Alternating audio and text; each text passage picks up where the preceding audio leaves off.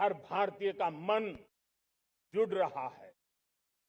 मेरे प्यारे देशवासियों, मैं आपको एक उदाहरण देता हूं सेमीकंडक्टर का। देश आजाद होने के बाद विश्व में तो सेमीकंडक्टर की चर्चा हो चुकी थी, हमारे यहां भी बातें होती थी, लेकिन सेमीकंडक्टर का कोई बड़ा प्लान हम आगे नहीं बढ़ा पाए। और आज स्थिति क्या है? आज की डिजिटल दुनिया में, आज की टेक्नोलॉजी में चिप का महात्म्य हम समझते हैं। कोई भी इलेक्ट्रॉनिक गुड्स होगा, हमारे मेडिकल इक्विपमेंट होंगे, हमारे ट्रांसपोर्ट के रास्ते होंगे, हर किसी में चिप अनिवार्य है। और इस चिप के बिना दुनिया थम जाए ऐसी स्थिति पैदा हो। और इसलिए भारत ने आत्मनिर्भर होने की दिशा में अपना सेमीकंडक्टर प्लांट, बड़ा सेमीकंडक्टर प्लांट, 3 सेमीकंडक्टर प्लांट शुरू हो चुके हैं। और मुझे बताया गया है कि वहां जो प्रोडक्शन हो रहा है वो एक्सपोर्ट होना शुरू हो चुका है। और मैं देशवासियों को कहना चाहता हूं, आने वाले 7-8 वर्ष में और 5, 7 या 8 सेमीकंडक्टर प्लांट बहुत ही जल्द शुरू होने वाले। ये आत्मनिर्भर भारत हमें विकसित भारत की दिशा में जाने का महामार्ग देती। मेरे प्यारे देशवासियों, वैसे ही एक चर्चा क्रिटिकल मिनरल की हो रही है।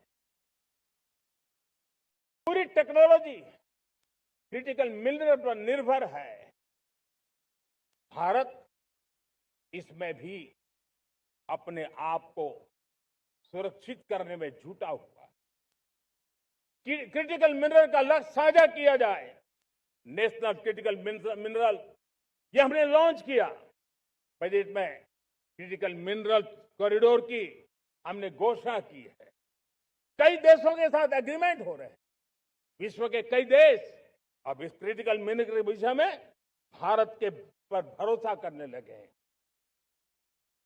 मेरे प्यारे देशवासियों, जैसे सेमीकंडक्टर की बात हो, क्रिटिकल मिनरल की बात हो, वैसे ही जिस टेक्नोलॉजी की दिशा में हम जा रहे हैं, दुनिया जा रही है, उसमें एनर्जी का महत्व और बढ़ता चला जा रहा है। अब एनर्जी के बिना भी नई दुनिया को चलाना मुश्किल है। और इसलिए हमें चिप हो, एआई हो, डेटा सेंटर हो, हमें बहुत बड़ी मात्रा में बिजली की जरूरत होगी। एनर्जी सिक्योरिटी ये हमारे समय की मांग है। और इसलिए हमने पहले से ही उस दिशा में एक के बाद एक मजबूत कदम उठाए हैं। एनर्जी सिक्योरिटी का एक बड़ा माध्यम है परमाणु ऊर्जा, न्यूक्लियर एनर्जी।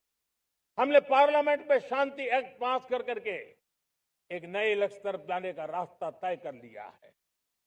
2047 तक हम 100 गीगावाट न्यूक्लियर पावर का लक्ष्य लेकर के चल रहे हैं। इसी एक दशक में हम 5 नए न्यूक्लियर रिएक्टर शुरू करने का लक्ष्य लेकर के चल रहे हैं। इस वर्ष भारत ने फास्ट ब्रीडर न्यूक्लियर टेक्नोलॉजी में महारत हासिल करके एक अहम पड़ाव पार किया है। और उसके कारण परमाणु ईंधन में आत्मनिर्भर बनने की दिशा में हमें एक बहुत बड़ा सफलता का कदम हमने रखा है। मेरे प्यारे देशवासियों, कई बार संसाधनों की कमी के कारण देश रुकता नहीं है, लेकिन रुकने का कारण सोच की सीमाएं होती हैं। जब सोच बंद जाती है, सीमाओं में सड़ने लग जाती है, तब हम अपने सामर्थ्य को भी पहचान नहीं पाते हैं। देश को आज कच्चे तेल पर निर्भर रहना पड़ रहा है और हमारी गलत सोच के कारण है। आप जान के हैरान हो जाएंगे, हमने समुद्री तट पे 99% हमारा समुद्री तट का पूरा हिस्सा ऐसी सोच के कारण नो गो एरिया घोषित करके रखा था। हमने ही समंदर के अंदर जाकर के एक्सप्लोरेशन न करने का निर्णय कर लिया था। ये सोच का दारिद्र्य था। हमने फैसला किया ये नहीं चल सकता। हमने उस 99% को, जो कभी नो गो एरिया हुआ करते थे, हमने उसको गो एहेड एरिया के रूप में खुला कर दिया है। और अब हम समुद्र के भीतर भी एक्सप्लोरेशन करने की और नए नए भंडार खोजने की दिशा में हम प्रवृत्त हैं, हम प्रयास कर रहे हैं। हमने पिछले वर्ष उसी दिशा में एक महत्वपूर्ण कदम रखते हुए समुद्र मंथन की घोषणा की थी और पिछले दिनों हमने 85,000 करोड़ रुपए इस काम के लिए आवंटित करके काम को गति देने का निर्णय कर लिया है। मेरे प्यारे देशवासियों, एनर्जी सिक्योरिटी, इसका मैंने कहा कि हमें ऑल्टरनेट स्रोतों की तरफ भी पूरी शक्ति लगाना बहुत जरूरी है और इसलिए ऊर्जा का सही इस्तेमाल बढ़ाते हुए भारत इसी दिशा में आज तेजी से काम कर रहा है। 2014 से पहले, मतलब आज से 12 साल पहले, हमारे देश में सिर्फ 70 शहरों में पाइप से गैस की व्यवस्था थी, पाइप से गैस डिस्ट्रीब्यूशन होता था। 12 साल में इन 70 शहरों को हमने 700 शहरों तक पहुंचा दिया है। ये होती है रफ्तार, ये होता है विस्तार। 2014 के पहले मुश्किल से 20-22 लाख घरों में पाइप से गैस पहुंचता था। आज 1.25 करोड़ घरों में पाइप से गैस पहुंचाने का काम हो रहा है। 12 वर्ष पहले देश में सोलर एनर्जी की कैपेसिटी सिर्फ 2 गीगावाट थी। 2 गीगावाट, आज 160 गीगावाट हमने प्राप्त किया है लक्ष्य। मेरे प्यारे देशवासियों, मैं एक और जानकारी देता हूं। हमने इसका लाभ देश के मध्यम वर्ग को, सामान्य परिवार को मिले, इस तरफ भी उतना ही ध्यान केंद्रित किया। हमने पीएम सूर्यघर मुफ्त बिजली योजना चालू की और आज मुझे संतोष है कि इतने कम समय में 50 लाख घरों का सोलर एनर्जी का काम हम आंकड़ा पार कर चुके हैं। तेजी से चल रहा है और उसके कारण हजारों घरों का बिजली बिल 0 हो गया है। हजारों घर अपनी बिजली का उपयोग करने से अतिरिक्त बिजली आज बेच करके कमाई कर रहे हैं।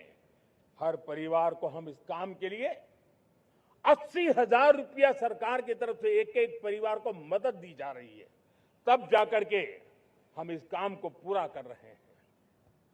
मेरे प्यारे देशवासियों, आपको जानकर के हैरानी होगी, ये जो हमारी रेलवे है उसका इलेक्ट्रिफिकेशन का काम हमारे देश में 1925 में शुरू हुआ था। 1925 में इलेक्ट्रिफिकेशन का काम शुरू हुआ, लेकिन 90 साल में 1925 से लेकर के 90 साल में सिर्फ 30% रेल का इलेक्ट्रिफिकेशन हुआ था। यानी 90 साल में 30%। हमारी रफ्तार देखिए, लक्ष्य को पाने के लिए हमारी दौड़ देख लीजिए। हमने एक दशक के अंदर 100% काम पूरा कर दिया। 90 साल में 30%, 10 साल में 70%, ये होता है काम। और इसके कारण डीजल जो हमें बाहर से लाना पड़ता है, उसकी बचत हुई। बिजली से हमारी ट्रेनें चली, पर्यावरण को फायदा होने लगा। मेरे प्यारे देशवासियों, हम यहां से नहीं रुके हैं। हम दुनिया के अंदर पीछे रहना नहीं चाहते। पिछले दिनों आपने खबर सुनी होगी, भारत ने ईंधन का नया क्षेत्र को भी छू लिया है। देश ने पहली हाइड्रोजन से चलने वाली ट्रेन शुरू कर दी है। और मुझे खुशी है, ये सबसे लंबी ट्रेन है और सबसे ताकतवर ट्रेन है। और दुनिया में हाइड्रोजन ट्रेन के क्षेत्र में भी भारत ने अपना झंडा गाड़ दिया है। प्यारे देशवासियों, पिछले 10-12 साल हम लगातार 2047 के लक्ष्य को पाने के लिए दौड़ रहे हैं। एक के बाद एक सोपान सिद्ध कर रहे हैं। हमने सोचा भी नहीं था कि हमें इसमें भी कुछ मुसीबतों का झेलना पड़ेगा। पिछले 10-12 वर्ष में कितने संकटों का सामना करना पड़ा। कोरोना जैसी वैश्विक महामारी ने पूरी दुनिया को चिंता में डाल दिया था। सारी व्यवस्थाएं चरमरा गई थी। कोरोना से बाहर निकले, युद्ध की विभीषा की खबरें आने लगी। कहीं यूक्रेन तो कहीं पश्चिम एशिया, हर जगह पे तनाव का माहौल। और पता नहीं, भविष्यवेत्ताओं ने तो न जाने क्या क्या घोषणाएं कर दी थी। देश को डराना, देश को भयभीत रखना, देश को चिंतित रखना, इसी में कुछ लोगों को आनंद आता है। वैक्सीन नहीं मिलेगी, कोविड में लोग बचेंगे नहीं, कुछ भी नहीं होने वाला। वेस्ट एशिया का क्राइसिस आया, पेट्रोल पंप पे पेट्रोल नहीं मिलेगा, गैस नहीं मिलेगा, डीजल नहीं मिलेगा, फर्टिलाइजर नहीं मिलेगा। सारी दुनिया भर की अफवाहें फैला करके भारत के लोगों को भयभीत करने का, डराने का, चिंता के अंदर डुबो देने का कुछ लोगों को आनंद आ रहा था। लेकिन देश ने देख लिया कि पिछले 10-12 साल की सुविचारित योजनाएं रंग ला रही है। और हम इतने बड़े संकट के बावजूद भी नागरिक देवो भव के मंत्र को लेकर के जीते हुए भारत ने जो तैयारियां की थी, एक के बाद एक कदम उठाया था। सोचा नहीं था कि संकट आएगा, लेकिन उस संकट के समय में ये सारी चीजें काम आ गई। और आज देश में गैस भी है, पेट्रोल भी है, यूरिया भी है। हम अपनी ताकत के ऊपर खड़े हो रहे, चल रहे। मेरे प्यारे देशवासियों, दुनिया के इन संकटों का प्रभाव हर किसी पर हुआ, हम भी अछूते नहीं है। यूरिया के दाम दुनिया में 3,000 रुपया पहुंच गए एक बोरी का। आज भी हम मेरे देश के किसानों को वो बोझ सहने के लिए मजबूर नहीं कर रहे। सरकार अपने कंधों पर वो बोझ उठा रहा है। और दुनिया से जो 3,000 रुपया में यूरिया का बोरा हमें मिलता है, वो हमारे किसानों को हम सिर्फ 300 रुपये में दे पाते हैं। इतना ही नहीं, डीएपी आज दुनिया में बाजार 5,000 पहुंच चुका है। लेकिन मेरे देश के किसानों को दिक्कत ना हो, इसलिए 1,350 रुपये में आज भी डीएपी देने का काम हम कर रहे हैं। मेरे प्यारे देशवासियों, एक समय था जब मैं आत्मनिर्भरता की बात कर रहा था, तो कुछ लोग एयर कंडीशन चैम्बर में बैठ करके सोचने वाले लोग हमें बता रहे थे ग्लोबलाइजेशन का क्या होगा।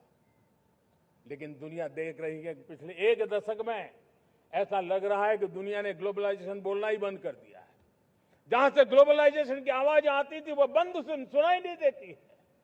दुनिया का हर देश अपनी अपनी संभालों के मिजाज की तरफ गया है।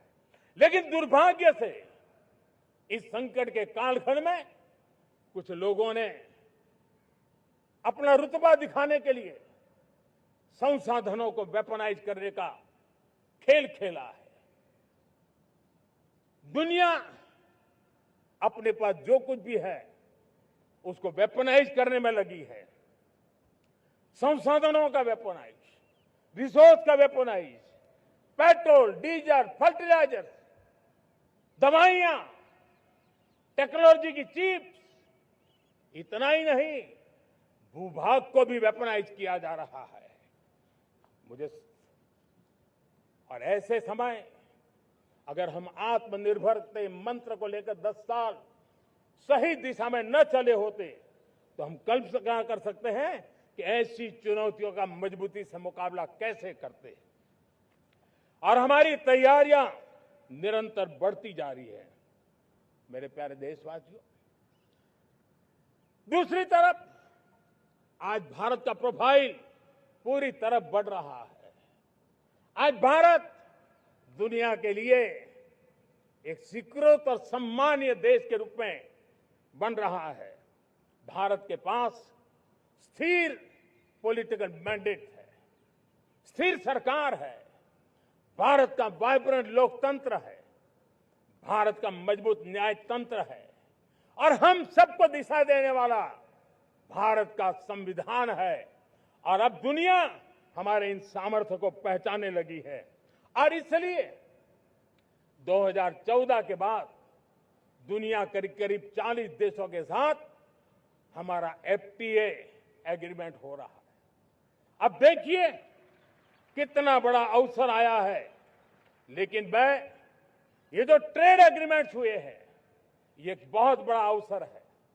और इसलिए खास करके मैं मेरे एमएसएमईज को कहना चाहूंगा कि हमें इस मौके को छोड़ना नहीं है। दुनिया में हमें पहुंचना है। भारत के उत्पाद की हर चीज विश्व के बाजार में पहुंचे। और चाहे हमारा टेक्सटाइल हो, हमारी मशीनरी हो, हमने दवाइयां हो, हमने मौका छोड़ना नहीं है। लेकिन वैश्विक जो पैरामीटर्स हैं उस पैरामीटर को हमें पार करना होगा। हमें दुनिया से जो मिलता है उसे अच्छा देना पड़ेगा, दुनिया में जो मिलता है उसे सस्ता देना पड़ेगा। और पंजाब के लुधियाना से लेकर के तमिलनाडु के तिरुपुर तक हमारा टेक्सटाइल सेक्टर दुनिया में पहुंच सकता है। इतना ही नहीं, केरलम से लेकर के गुजरात और तमिलनाडु से लेकर के बंगाल, ये हमारा समुद्री तट, हमारे मछुआरे भाई बहन आज इस एफटीए के कारण हमारे श्रिप यानी झींगा उसके एक्सपोर्ट की बहुत संभावना बनी है। हमारे सी फूड की दुनिया में पहुंच बनने की संभावना पड़ी हुई है। और इसलिए मैं चाहूंगा कि हम इस परिस्थिति का फायदा उठाते हुए, हम आगे चलते हुए हम इन कामों को पार करने के लिए प्रयास करें। मेरे प्यारे देशवासियों, मैंने जो भूमिका आपके सामने रखी है उसके पीछे 2047 का लक्ष्य इन मजबूत नींव पर खड़ा है। 2047 विकसित भारत का लक्ष्य हमने पिछले 10-12 साल में देशवासियों ने जो सामर्थ्य दिखाया है उस सामर्थ्य का हिस्सा है। और इसलिए मेरे प्यारे भाइयों बहनों, सदी का 1/4 हिस्सा बीत चुका है और अगला 1/4 हमारे लिए अत्यंत महत्वपूर्ण है। अब हम रुक नहीं सकते हैं, हमारी गति नहीं रुक सकती है, हमारी दिशा तय हो चुकी है, हमें प्राप्त करके रहना है। और इसके लिए हमें अपना वर्क कल्चर बदलना होगा। हमारे वर्क कल्चर को बदलते हुए हमें हमारी सोच को भी बदलना होगा, हमें हमारे काम की गति को भी बदलना होगा। जो काम पिछले 5-7 दशक में नहीं हुए हैं, वो काम हमें आने वाले 5-7 साल में करने हैं। और मेरा भरोसा है मेरे देश की युवा शक्ति पर, मेरे देश के नौजवानों पर, मेरे देश की माताओं को बहनों पर, मेरे देश के किसानों पर, मेरे देश के मजदूरों पर कि हम इस सपने को साकार कर सकते हैं।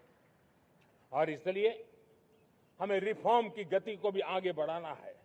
और जब मैं रिफॉर्म की बात कर रहा हूं, रिफॉर्म नहीं हमारे लिए कोई कंपल्सन है, नहीं रिफॉर्म ये हमारे के लिए कोई बजबड़ है। हमारे लिए रिफॉर्म ये कन्विक्शन है। आउट ऑफ कन्विक्शन हम रिफॉर्म एक्सप्रेस पर चल पड़े हैं और हम आने वाले दिनों में भी नेक्स्ट लेवल रिफॉर्म की ओर बढ़ने वाले हैं। और इसलिए सरकार, समाज, उद्योग, उत्पादक, किसान, हर किसी ने अपनी ट्रेडिशनल व्यवस्थाओं में रिफॉर्म करना पड़ेगा, सोच में रिफॉर्म करना होगा, अपने लक्ष्यों को रिफॉर्म करना होगा। और इसलिए मेरे प्यारे देशवासियों, हमें एक निश्चित दिशा में को लेकर के चलना होगा।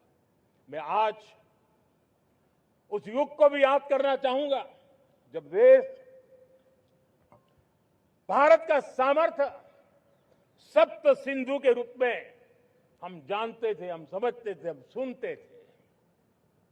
अब विकसित भारत बनाने के लिए हमें नई धारा चाहिए।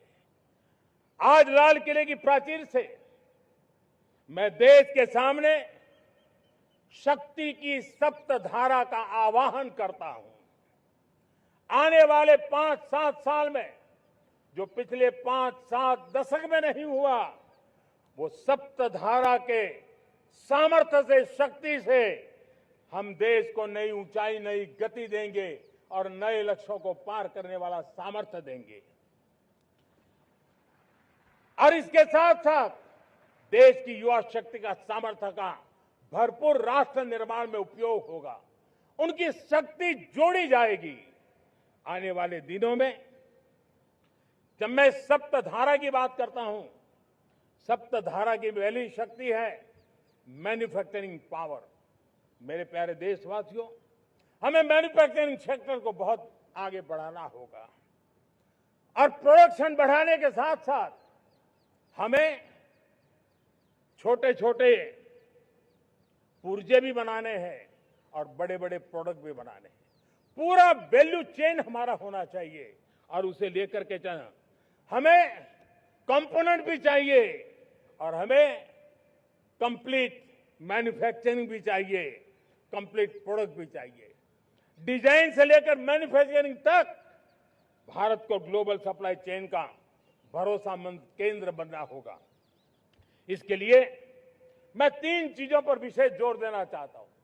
मैन्युफैक्चरिंग के क्षेत्र में जो मेरे भाई बहन हैं, ये समय का ये अवसर है, इस अवसर को जाने मत दें। और इसके लिए हमें कॉस्ट, क्वालिटी और स्केल, इसके विषय में वैश्विक मानदंडों से खरा उतरना पड़ेगा।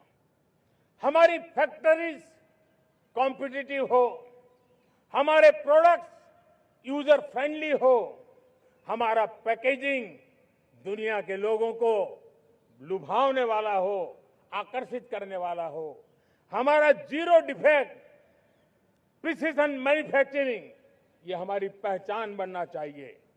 हर मैन्युफैक्चरर, हर एंटरप्रेन्योर, हर एमएसएमई से मैं कहना चाहता हूं, ग्लोबल मार्केट में हमारी पहचान विश्वसनीयता और गुणवत्ता के आधार पर होनी चाहिए। क्वालिटी के संबंध में नो कॉम्प्रोमाइज, और इसलिए हमारा मंत्र क्वालिटी, क्वालिटी, क्वालिटी होना चाहिए। यही हमारा ग्लोबल ब्रांड वैल्यू बनेगा। मेरे प्यारे देशवासियों, इस सप्तधारा की दूसरी शक्ति है कृषि और फूड प्रोडक्शन, फूड प्रोसेसिंग। हमें इस दिशा में आगे बढ़ना होगा। हमारे किसानों ने, अब दुनिया के बाजार खुल चुके हैं, एफपीए के कारण हमें एक बहुत बड़ा मार्केट मिल रहा है। हमें वहां पहुंचना है, हमें उस जगह को हाथ लगाना है, हमें खेत से लेकर एक्सपोर्ट मार्केट की ओर जाना होगा। हमारे पारंपरिक खान पान हो, हमारे मिलेट्स हो, हमारे मसाला हो, हमारे फल हो, फूल हो, क्या कुछ नहीं है हमारे पास? वो ग्लोबल ब्रांड्स बनने चाहिए। हमारे किसान केमिकल फ्री खेती को बल देंगे, दुनिया में इनकी मांग और बढ़ने वाली है। और जो ग्लोबल पैरामीटर्स के अंदर हर प्रकार से सिद्ध होने वाले हमारे एग्रो प्रोडक्ट होंगे, तो दुनिया में हम आसानी से पहुंच पाएंगे। मेरी सप्तधारा की तीसरी शक्ति है टेक्नोलॉजी और इनोवेशन। मेरे प्यारे देशवासियों, आज जमाना एआई का है, क्वांटम का है, स्पेस का है, रोबोटिक्स का है, डेटा सेंटर्स का है। पूरी तरह एक नया क्षेत्र खुल चुका है और इमर्जिंग टेक्नोलॉजी ये भी हर पल हमें चुनौती दे रही है। और इसलिए देश को दुनिया के लिए मार्केट नहीं बना देना, हमें इनोवेशन का हब बनना है।